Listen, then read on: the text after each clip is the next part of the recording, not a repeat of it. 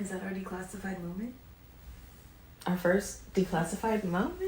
Yes. I don't know. Would we schedule our time to go out to eat? No. I don't think so. This is Sistas Declassified, the podcast where Taylor and Taryn, your virtual sisters, share experiences, insights, and of course the juicy secrets that never leave the sister circle. So shh, listen up. The Declassified convos are starting now.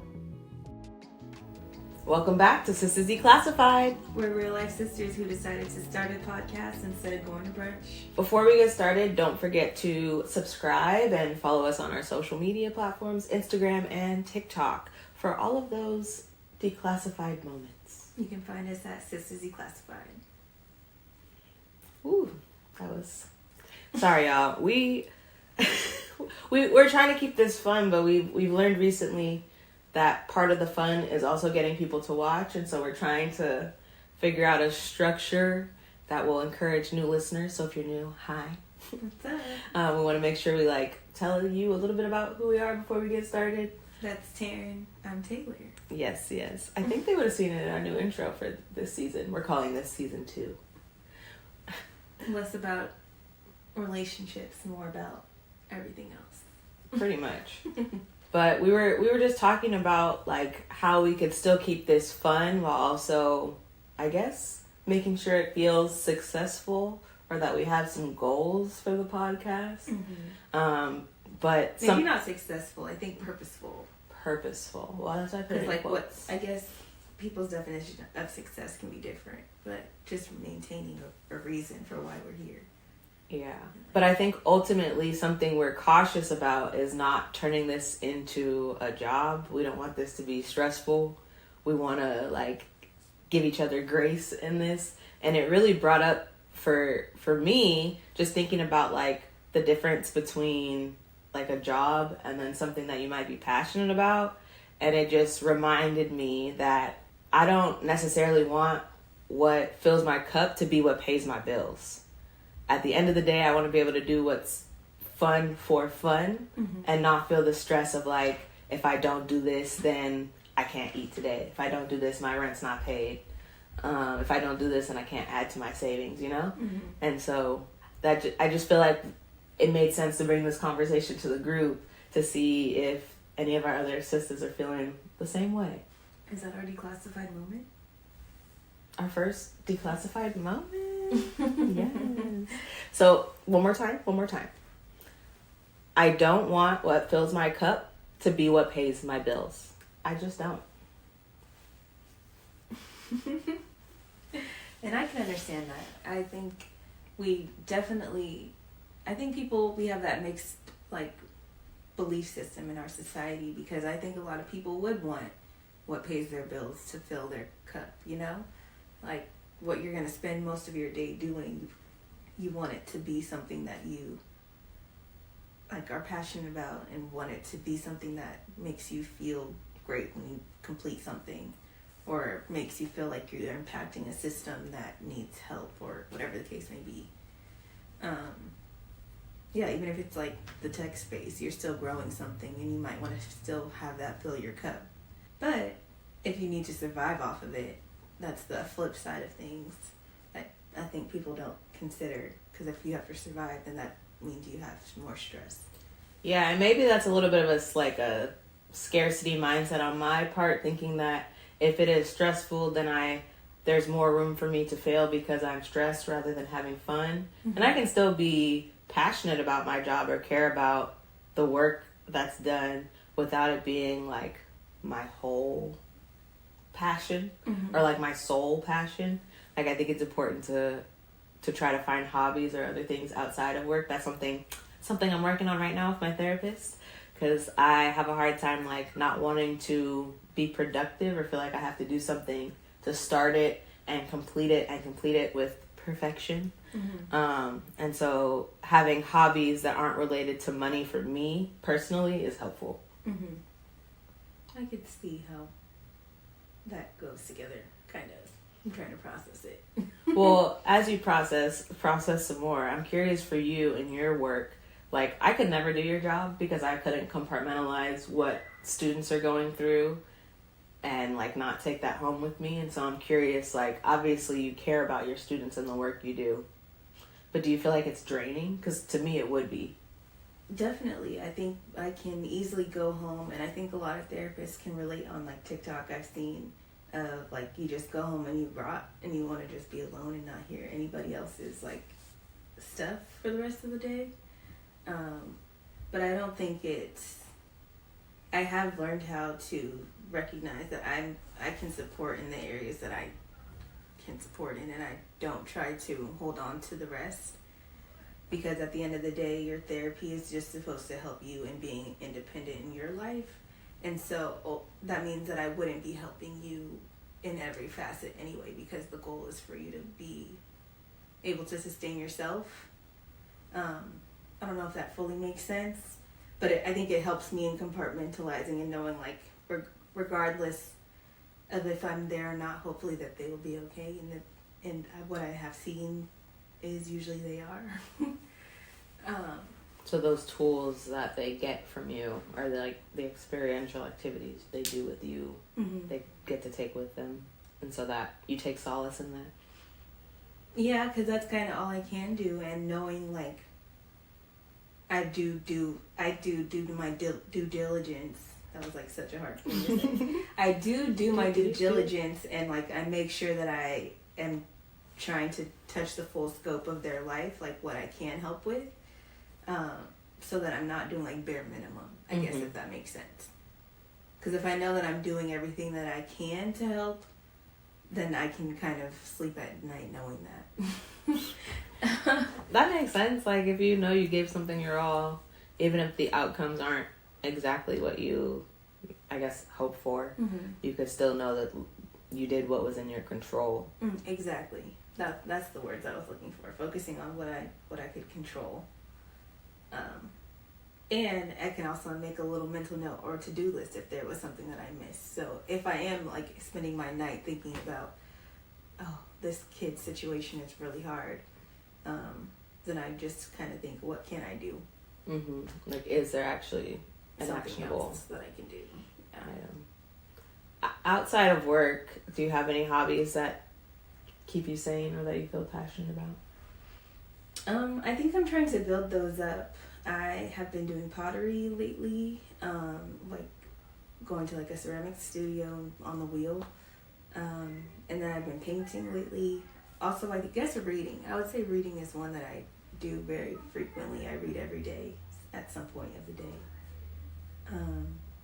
But I guess all of those aren't necessarily passions that fill my cup per se. They're just like, they just fill my cup, if that makes sense. They're not passions, though. They're not something that I feel like super strongly about. They're things I'm trying. Like they're things you actively make yourself do because you know that they're important for like recharging. See, that's where I struggle with doing activities that I am not passionate about. I'm kind of an all-in kind of person. Yeah.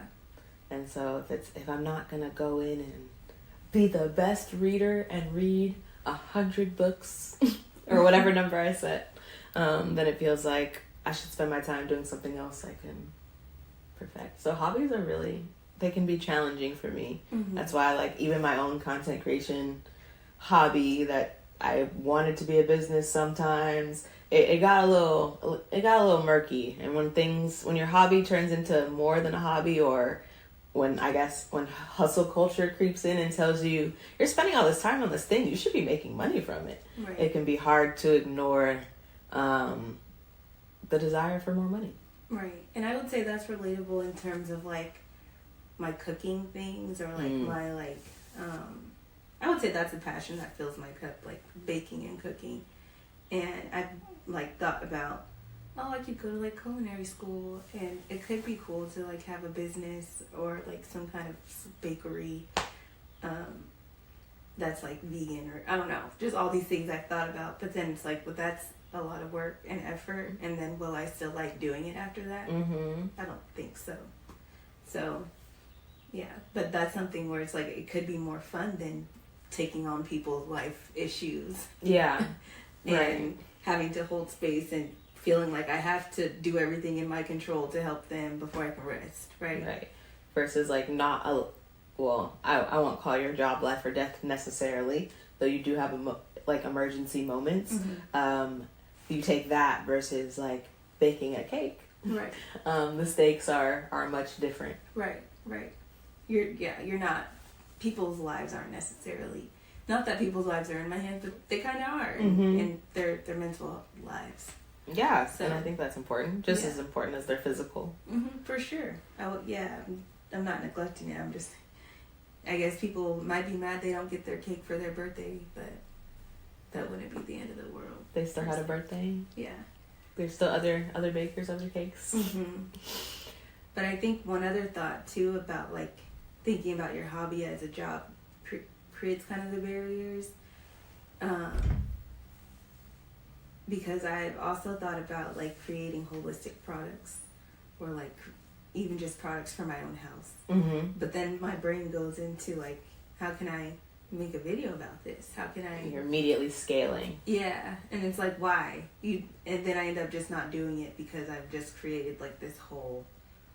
You like talked yourself out of it. Yeah, basically. Because I made it a big deal when it was really just something that could be simple. That was just for my home. I do that for everything, which is why I think selfless or shameless plug, which is why I think I feel like I'm good at giving ideas to other people, because I sit and do this all the time, like ideas on things that I have no business having ideas on, you know, like I'm trying to think of a weird example, like a florist. I have some ideas for your content, how you might market it, whatever. But I couldn't tell you a thing about flowers. I know sunflowers. I know roses. That's it. Hydrangeas. Tulips. I think I know what a hydrangea is because I saw a TikTok the other day of a little kid. It was very cute. The mom was holding the camera like selfie style. And the kid was holding a hydrangea. And the mom goes, hydrangea, say hydrangea. And the kid goes, hydrangea. I'm Oliver. And it was so cute. But no, I don't know flowers. But I could help you think about how to market them. Because I think about it all the time in my imaginary businesses. Got it. But delusional, you are thinking about your marketing business. Yes, delusional digital marketing. But yeah, I think, I don't know, I'm trying to think about my process of, I don't want what fills my cup to also be what pays for my bills. I know that's your declassified moment, but I'm trying to think if I agree with it. Just in terms of like, if this is the thing I have to do every day to survive, I think I would want it to fill my cup. I think that's true in an either or kind of world. I do think your job should be fulfilling. I do think your job should be fulfilling, but I think, at least for me, finding a passion project or having other things I'm passionate about outside of work helps me not be consumed by work, but also allows me to like be multifaceted and do other things in other areas of my life, so that I'm not like consumed by one particular job or one particular thing, because I can be like obsessive. Got it. And I guess that speaks more to like not wanting it to be so perfect so that you can create space for other things to fill your cup. Yeah, because to your point about like you read not necessarily because you're passionate about it, but because I will pause and say I think I am passionate about reading. I think when I was speaking to like stretching or like I know I need to exercise, so like I do, but I'm not passionate about that. Or painting and like the pottery. I really like to watch people do pottery, but I don't know that I necessarily enjoy creating it myself. But I've realized I need to stop watching people live their life, and I need to go and live my life. So that's where I'm like, I need to start doing these things myself. And again, maybe similarly to you, be okay with not being that great at it right now, because it's still better than just watching TV or like scrolling on my phone. It's a different form of escape from reality. And like doing stuff with your hands just is proven to help your mental. Yeah, so it's just good for you. So yeah, and I don't know if there's any value per se in me watching people do it. Besides like that temporary enjoyment versus like at least when I go. Unless you're watching for educational purposes, I guess. Right. But I'm not, right? If I don't ever go and make the things myself or paint the thing myself. I'm definitely guilty of that. Mm-hmm. I'll watch, because you know how Deshaun tufts rugs. I'll watch tufting videos, or I'll look up a bunch of different kinds of rugs. And he's offered to teach me how to make them. And I have my own little, like, well, it's not mine. What's mine now? Punch needle thing to make them. And I made one. But yes, you watch so many. And it's like, you never, well, you might make a run, but probably not. Probably not. So, and I mean, it's cool information to take in. But why are we taking in so much information of, like, things we're never going to do? I take it in under the guise of I like knowing stuff. But I'm definitely sometimes on information overload. Especially if I'm not consuming intentionally. Mm-hmm. If I'm just scrolling or whatever. Right. Because I'm also guilty. I watch all these videos of people cooking, like, with meat. I haven't ate meat in 6 years. Like, there's no reason I need to sit and watch these cooking videos of that. And I have no intentions of making any of it. But anyway, we say all that to say. I know, we went on a little bit of a tangent. We did, but we say all that to say, like, if the hobby doesn't necessarily have to... What am I trying to say? I would rather physically be doing the things that fill my cup than watching other people live their lives to fill my cup. That makes sense. I feel like we should have a whole nother episode where we talk about scrolling and like how much we consume other people's lives and what that does to us. Mm-hmm. But I think that's a good like boundary or rule to try to live by. Like I do this more than I watch this. Mm-hmm. I might have to put that one in my pocket. Yeah. Yeah, because I was like, I'm thinking about a conversation I had with somebody, I can't remember who, just about like why, like, and it's more, I would say it's more girls per se than guys who like will watch a vlog and watch somebody literally live their day, like going out, cleaning their room, like making a cup of coffee, mm-hmm. And then not do all those things for yourself. Right, look around the house is a mess. You just watch somebody do a whole clean with me video, mm-hmm. and they're telling you to clean along with me, and you sit there and just scroll on your phone and watch them clean. Right. Or have it like posted up on the TV so you can still use your phone and scroll. Because I'm so guilty. I'm not even judging. Wait, what? Like, I'll play my YouTube video of a vlog on my TV, and then have my phone in my hand and like be doing other stuff, like watching TikTok or like. So you half watching already. Mm-hmm. Mm. Well, I do also watch something else. I do it too. I'm talking like I don't know what she's talking about. Right. But yeah, so I think when I'm thinking about what fills my cup, I have to not let that be what fills my cup all the time. Yeah, I think it goes back to intentionality and I guess ultimately making the responsible decision more often than not. Mm-hmm. Or the decision that will help you in the long run more often than not. Mm-hmm. But I do want to touch back on just in the workspace of you not wanting it to fill your cup, or it doesn't fill your cup per se, maybe because the system that you're working in you don't really appreciate, or you want it to be different.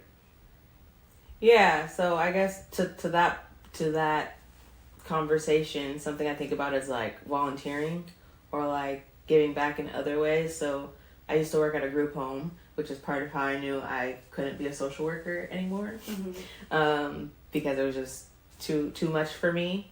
But I would like gladly give my money to that space or volunteer my time to a space like that on some sort of regular basis. But I know I couldn't do it as my job, but I still could find it rewarding, and to support, not necessarily inside of it directly, but outside in other ways. Mm-hmm.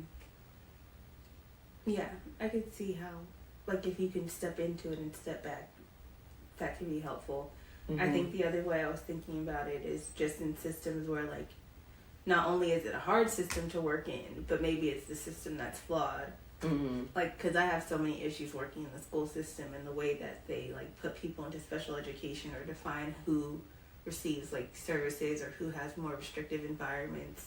And how many kids are in spaces because of behavior, not necessarily because of their ability to absorb the information or whatever. Right. And, I mean, just the lack of funding that's in the space. There's so many issues with the school system. Mm-hmm. I can go on and on about that. So, I think that is where it's like, I don't want this space to be what fills my cup. Because this is not a good space. Because your locus of control is pretty small. So while I can sleep at night focusing on what I can control, the fact of the matter is this place is kind of a mess.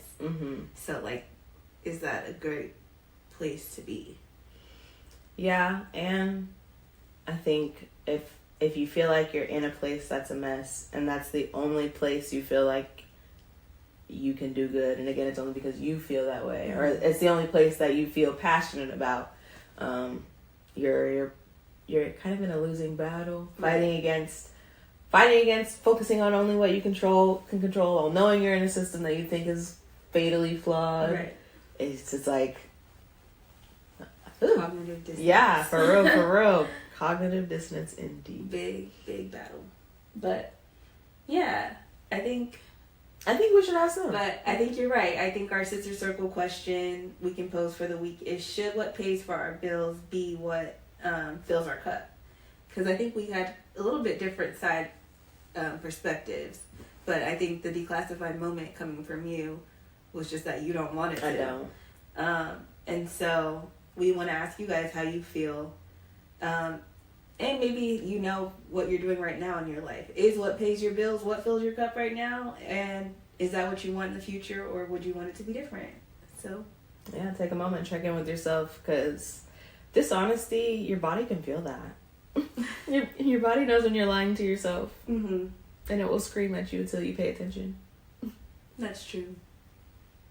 But yeah, let us know. And that's all I gotta say. I think that's it for today. Don't forget to subscribe if you haven't subscribed to the channel already, and join in on the conversation if you have thoughts about what fills your cup and whether or not that should be what you do for work. Let us know. Thanks for watching. See you in the next one. Bye.